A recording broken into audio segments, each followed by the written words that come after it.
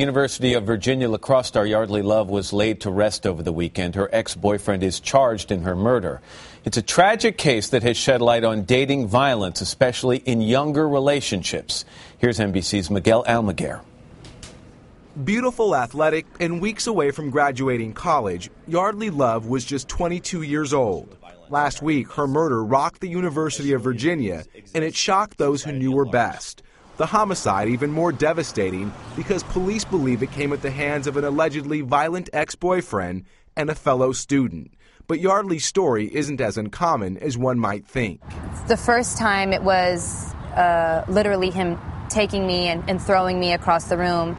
Veronica Mesa was also that girl next door and a young woman trapped in a violent relationship. The former high school homecoming queen started dating her ex-boyfriend when she was 13. Soon mental abuse turned physical. By 19, she says her life was in jeopardy. He absolutely threatened my life on several occasions, and towards the very end, as things started to get more intense, he really made me believe that he was going to kill me and end my life. Those most vulnerable are typically those most at risk. 1.5 million high school students nationwide experience physical abuse from a partner every year. 1 in 3 adolescent girls is abused in some form by someone they're seeing. Dating abuse is rampant among young people. They are involved in relationships just like adults. Those relationships mirror adult relationships in the level and severity of violence, and they are just sometimes as dangerous as adult abusive relationships. Veronica escaped her relationship battered and bruised, but says she was lucky to get out with her life. Not everyone does. A charming personality and a compassionate spiritual soul. In 2007, Demi Kusha was murdered by her ex-boyfriend, the 16-year-old found stabbed to death in her own living room.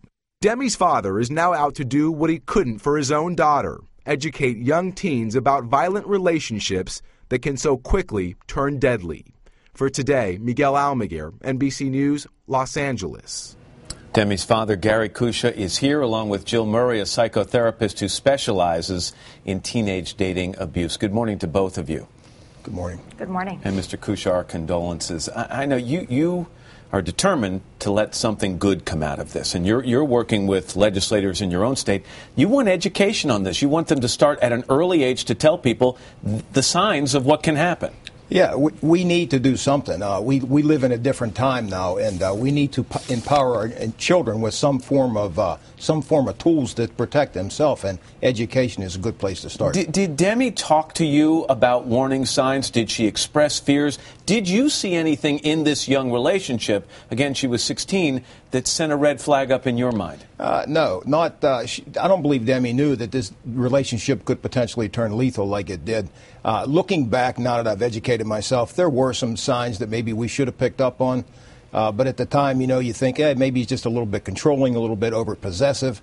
You just shrug it off as a teenager being a little bit more, jealous or so. It's now come to light, and it came to light, I think, in the trial, that after your daughter and this young man broke up, he started to text message her. And these were not your run-of-the-mill text messages. They were obsessive. I have to see you. I want to see you now. Had you known about those, would you have taken a different course? Oh, absolutely. Yeah, we were unaware of that. The excessive texting, like you said, after she broke up with him, it was almost like a panic-stricken mode where I have to see you, we have to talk. And, Demi, after 2 days of this, basically of badgering her with text messages, she agreed to let him come over so that they could talk, and he took advantage of the situation and killed her. Dr. Murray, if there's ever an example of where the one-strike policy should be in effect, you do one thing wrong, you raise a hand to someone one time, or you send these kind of messages, it would seem this is the perfect application. Absolutely, Matt. I would say even before it gets to that, if a boyfriend isolates you from your friend, from your family, from your outside activities, from your house of worship, if he's blaming you a lot, if you're crying in your relationship, if he's texting you all night, that's the first strike for me. If a child or a teenage child, young adult goes to a parent, or if a parent somehow finds out about this, doctor, some might be reluctant to get involved because they'll be accused of their child of meddling. What would you say to those parents who are concerned about that this morning? I would say don't be pals, be parents. Your child needs you to get involved. You know, a lot of times kids are in these relationships, Matt, because they think that they're in love, but really they don't have the life experience to deal with something like this and understand that love is a behavior, not a feeling. If you think that there's something wrong, you need to get involved right away. Gary, I think that's an important point. I mean, your daughter may have not had the experience of dealing with any real complicated and difficult relationships, and as a result, been more vulnerable to something like this. That's exactly right. She actually had a crush. This boy that did this was a good friend of my son's, Demi's older brother, who had been around for a number of years, and she kind of had a crush on him, thought she liked him, but ultimately Demi realized that there was something wrong with this relationship, and she tried to break it off with him. And, Doctor, you feel that if there are any kind of signs that something might be wrong, it's important for an older male to get involved here. Why do you say that? Because abusive boyfriends don't respect women, period.